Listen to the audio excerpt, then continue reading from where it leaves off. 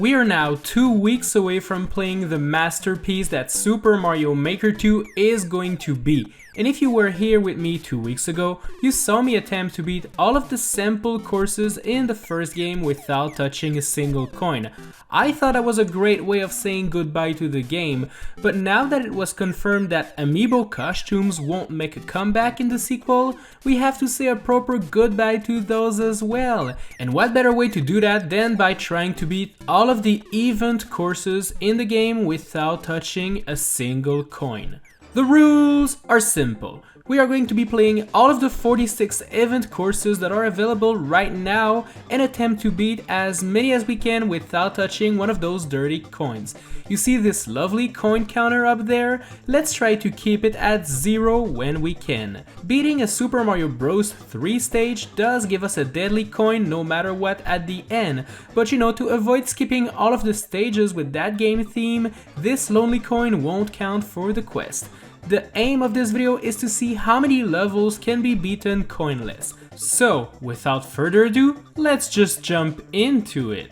The quest begins with a level called Ship Love, which starts off with a bunch of heart-shaped coins. Going down the pipe allows you to get a P-switch, which is supposed to be used to turn those blocks into coins, but we don't want to do that in here. Bringing the P-switch back with us allows us to turn the hearts into platforms, and we have just enough time to reach the second part of the level. Sadly, to go on we have to enter that door and collect all of those ugly coins on the conveyor belt. Ugh. Using the cannonballs, I tried to go above the wall to skip using that door, but sadly it's not possible. At first I thought that was it, but then I talked to my buddy, Issei, master of the difficult challenges, and believe it or not, he found a way to get to the end of the level. Basically, he keeps going back and forth and picks up the power block to remove the coins on the conveyor belt. Brilliant! He did it! He completed this level without a coin, wow, and is currently trying other levels I couldn't complete, so make sure to check him out, okay? New Arino Maker is the second level we'll play today, and this one starts off with cannons behind you throwing out coins, so be sure to move out of the way ASAP. There's a lot of question blocks on the way, but just avoid them and you'll soon reach the end part of the level, which requires you to jump down to grab the flagpole. Just avoid this line of coins and you'll be all good. Arino Maker Returns is up, and this level takes place underwater. To be fair, your biggest threat here ain't going to be the coins, it's going to be the Cheep Cheeps, the Bloopers, and other underwater enemies. The only coins that will be in your way are located near the end, but you can just swim in between all of them to reach the flagpole. Yeah, this one's easy. Arino Maker is the third and final level made by this Arino guy, and this one starts off with a big problem. After navigating your way through this narrow path, you'll get to this point where you're supposed to jump down to proceed, but there's a lot of coins on your way. I had the idea of using the bombs to try to dig a path on the other side, but I was really thinking way too hard. Just go under this block at the beginning and you'll find a giant Koopa Troopa. So let's just use its shell to dig up a path under the coin arrows. Once you arrive on those green pipes, you want to be extra careful because there's an invisible block containing a deadly coin. You can thankfully still make the jump without hitting it, and the rest of the level is a piece of cake. Let's visit Triforce Heroes to see a lot of coins. Yeah, all of those Zelda Triforces will restrict your jumping options, but thankfully this won't be much of a problem as you can just walk under them all. To be fair, this is going to be the strategy you'll be using for pretty much the entire level. You'll have to wait patiently for enemies to pass you by so you can go under the coins, or you can be a crazy person like me and use those enemies to jump above the coins. Super Mario Con 25th Anniversary is such a weird stage. It just doesn't make any sense to me. There are blocks everywhere and all sorts of blocks. To be completely honest, it's not a very good level, but thankfully it doesn't contain that many coins either, so we can actually beat it quite easily. Cat Peach's course is pretty much the perfect example of what not to do to create a good level. it is just an enemy spam level. It's disgusting and really annoying to play, even more so now that we have to avoid all of the coins. Thankfully, by grabbing the mushroom at the beginning and doing a couple of precise jumps, you can reach the end just fine. Cat Mario's course is very easy, and the only dangerous part is on the other side of this wall the bomb blows off. Evil coins shooting cannons. Ugh. Thankfully, you can just bait them into shooting their coins to then go back and run super fast once the coins disappear and you'll make it through. Yoshi Is Awesome is a very fun level using Yoshi in all sorts of creative ways. The first part of the level is quite easy and it doesn't feature a single coin, so no worries. This part here is where things get a little bit spookier. You see, you normally have to use this P-switch to turn the blocks into coins, but thankfully, in Super Mario World, we can use a spin jump to break them. To go under those spikes, you'll need to turn into Small Mario, and doing so removes your ability to break the blocks, so you'll have to make sure to bring a mushroom in Yoshi's mouth if you want to make it past this section. But here's the next problem. This pipe over there is covered with ugly coins. I thought this was a dead end, but here's what you actually have to do. In this section, you'll have to bring both a mushroom and a P-switch with you. Thankfully, the mushroom can move on its own, making the task a little bit easier. Once you arrive back in this section, hit the P-switch to turn the evil coins into blocks, and then use a spin jump to break those, and you'll be out of here. Whew! Beating this level Coinless required a lot of strategy. I liked it. PAX West 2015 Omegathon final round is up, and you'll have to jump above this first section over there because if you decide to go down, you'll be forced to hit a P-switch and turn those blocks into coins. Make sure to kill those enemies and enter the pipe as fast as you can because that evil Lakitu up there throws deadly coins at you. This next part doesn't contain that many coins, so you'll soon reach this battle against Bowser, which isn't very difficult to be real. Your final challenge will be on the other side of Bowser, with those pipes that shoot coins, but once again, make a run for it and you'll be all good. NES Remix is our next stop, and this one is literally just World 1-1 and World 1-2 from the original Super Mario Bros. Game, but remixed together. It is very easy to complete both those levels and reach the end without a coin. Mario and Luigi Paper Jam will force you to make very tricky jumps in order to dodge all of the evil coins. At first, everything is good, up until this last part. As you can see, this one contains gross coins on your way, preventing you from jumping up there. I eventually just jumped hoping to find an invisible block, and there's one right there that contains a 1-up and not a coin? What are the odds?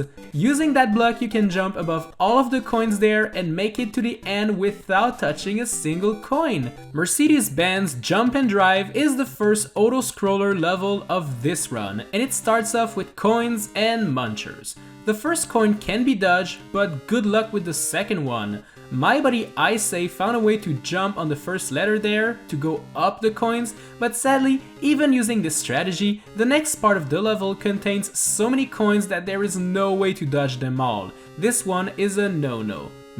Rio Hills is next, and this level does feature a couple of coins that will force you to be super careful of where you jump, but nothing that stands in the way that much, so this one will be done quite fast. Let's play the Nintendo Badge Arcade level to quickly find out that this level wants us to use the P-switch to turn those bricks into coins in order to finish the level. And sadly, there is no other way to make it pass, so yeah, this one is not possible. Belch Base is up, and this one features some really annoying and precise jumps, especially this one there, where you have to use the Buzzy Beetle to jump up there and avoid the coins on the left. Make some very tiny hops to go up those platforms and you'll soon reach the end of this stage. Welcome to Saturn Valley, a very cool looking level which sadly is ruined by the underground section. You see, there are a lot of vines down there and they all contain gross coins, and sadly,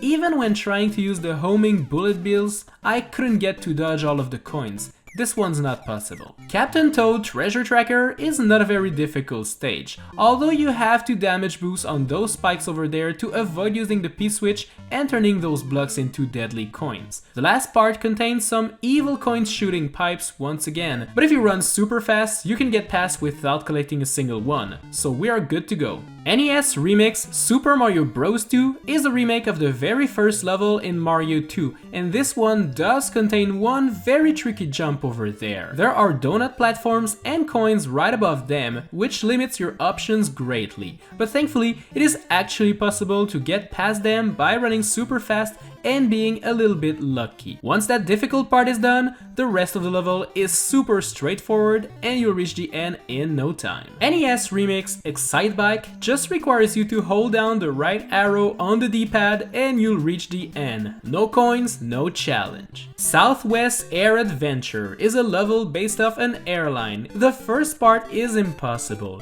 You have to land in between those coins to land down below, but this is way too precise for me to do, and even if we pretend I made it with a pixel perfect jump, this next part is filled to the brim with coins, so forget about it, this one's not happening. Cool! Feet Yamamura is the next level, and it does feature a couple of deadly coins here and there, but they can all be avoided by being super careful and taking your time. This last one is particularly scary because you have to jump from one moving block to another, and there's no room for error. Adventure in Sarasaland is not very difficult. Most of the coins reside in the underwater section of the course, next to those bouncy donuts. Just be careful not to bounce on a coin and you'll soon reach the end of the level. Paranormal Research is up, and this one is super difficult, featuring tons of very precise jumps under or above deadly coins. You have to make sure to move the boos out of the way if you want to stand a chance, and this final part here is just insane. Precise jumps, moving boos, and deadly coins, but believe it or not, it's actually possible to beat it. But to move on to the next part, you have to hit that invisible block there that gives out a deadly coin. So all of this insane difficult platforming was for nothing. What a shame. Tokaigi 2016 Contest Course 1 is up, and this one doesn't have any coins during the first part, but sadly, going down that pipe spells trouble for this quest. You have to use the cannonballs to go up, and while the first jump can be done coinless, the following jumps are not that nice to us. And sadly, you absolutely need to go through that section in order to get the fire flower and reach the end of the level. So yeah, this one is not possible. Tokaigi 2016 Contest Course 2 doesn't contain that many coins, but the problem resides in the way you're meant to beat the level. See, you're supposed to jump there to find invisible blocks to then use the P-switch to make your way to the top. But as you can imagine, hitting invisible blocks gives us deadly coins. And even when you're over there, you're meant to use the P-switch to turn those blocks into coins. The thing is, we can actually use the P-switch to jump higher. If you drop the P-switch while it's in the air and you hit it and then jump mid-air, you can reach high grounds. It is kinda complicated to pull off at first, but after a while you'll be able to reach the P-door and complete the level. Tokaigi 2016 Contest Course number 3 is all happening underwater, and it's pretty original, but it does force you to turn those blocks into coins and those coins into blocks. So as you can imagine, this one is not possible for this quest. Tokaigi 2016 Contest Course 4 is next, and the level starts with you having to do a triple jump over this wall, but to do so, you have to collect a bazillion coins, and there's no way around. Next up is the level name I Choose You, and it's based off the classic Gen 1 Pokemon games. You first have to choose a starter Pokemon, and I went with my boy Squirtle, because that's the Pokemon I picked as a kid, but I guess Squirtle wasn't that great of a choice in here. Anyway, let's try Bulbasaur then. The challenge for this Pokemon isn't very difficult at first, but in order to reach the end door, you have to hit those invisible blocks and collect those dirty coins, so this is not happening. Thankfully, Charmander has a challenge that features a couple of coins, but none that are in the way, so we can finally reach the end door. And then the rest of the level is pretty easy, so no worries, this one's actually possible thanks to Charmander. Next up is Nisekoi, Tsugumi, and Marika, which has a lot of coins limiting your movement options at first, but just slide down the wall over there and you'll easily reach the second section of the level, which doesn't have that many coins. It's actually a pretty easy level. Nisekoi, Chitoge, and Kosaki is up, and this one starts off with a very similar layout to the first level. But after entering that door, you'll reach the weirdest level so far. Basically, all you gotta do is to walk on those clouds up until you reach the end of the level. Yeah, very easy level. And also, those coins that I collect here do not count because I was attacked by them after I touched the flagpole, so they don't increase the coin counter, okay? Just wanted to make that clear. Barbara in Tomatoland is the next level, and what kind of name for a level is that supposed to be? Anyways, as you can see, this level wants us to go through this barrier of coins to go up those platforms, so you bet this one is not possible. Secrets of Statue Mario is a very cool level, and it does feature a couple of tricky coins you have to dodge, but sadly, to complete the level, you have to go once again through a wall of coins after hitting a P-switch. So this one's impossible too. Am I the only one getting hungry? Because it's time for Mario's Lunch Break, a stage that has a couple of coins here and there at first, forcing you to be extra careful, especially when you're climbing those vines. But sadly, once again, to complete the level, you have to hit a P-switch that turns bricks into coins. Yep, another defeat. Twilight Princess HD is next, and this level is kinda long and not that interesting, but it doesn't contain a whole lot of coins, so you'll complete it very easily. Toadette Treasure Tracker is the sequel to that Captain Toad level from before, but sadly this one is not possible, as you have to collect those red coins to proceed, and they do count on our total coin counter. And sadly, even if I made up a rule excluding red coins from this run, to get the final red coin you have to go through a bridge full of deadly yellow coins. So yeah, sorry Toadette. Yu Ayazaki's Big Adventure is a level that starts off with a floor made out of bricks and a P-switch. So you know what that means, right? Yep, coins. But you know, I didn't want to give up and realize there was a POW block up there. So what if I managed to hit the P-switch to jump on the POW block to get rid of all of the coins? Well, you know what? After a lot of tries, I eventually managed to do exactly that, and turns out it works. We can actually get past this part of the level. What is less nice is the fact that in order to get past this second section, we need a key. And yeah, that key is surrounded by dirty, evil coins. Why do you do that to me, Nintendo? Starfy, Prince of Puffed Up is the next stage, and it starts off with those very tight fits in between blocks and coins, but that's all good and everything. Heck, even this section with the green pipe can be completed without a coin. Once underwater, there are going to be more coins to avoid, but you'll then reach this wall of bricks and this P-switch.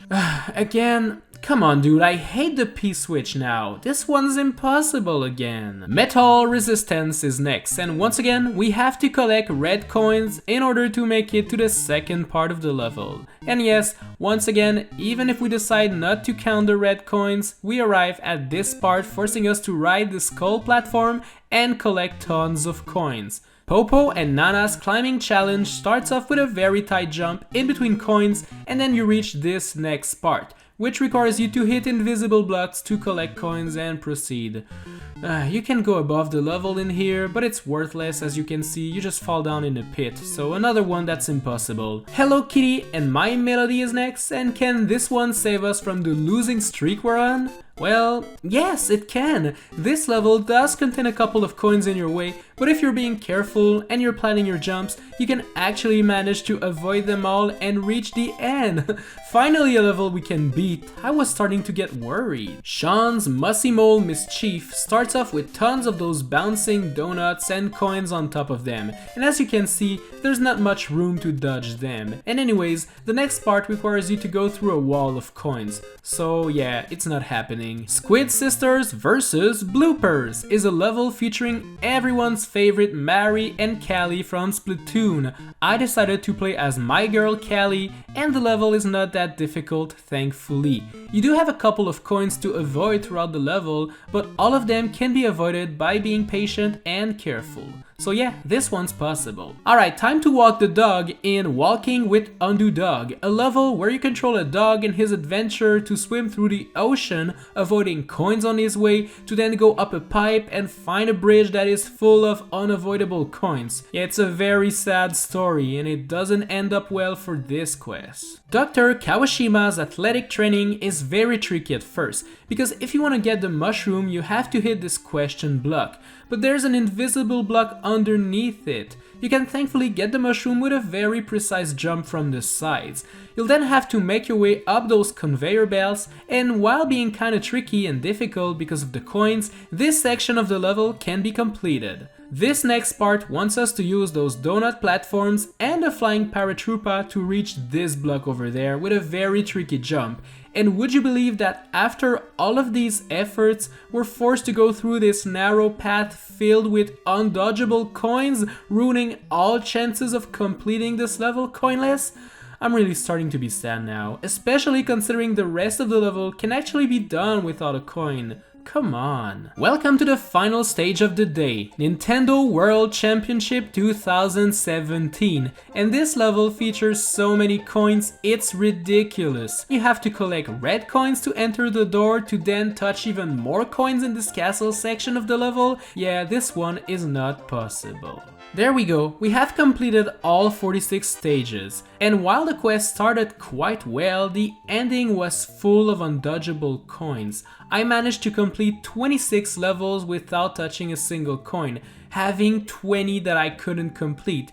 And let's say we include Icey's epic victory in the very first level, that makes 27 levels that were possible. And sadly, that gives us only 59% of the even courses that were cleared without a coin.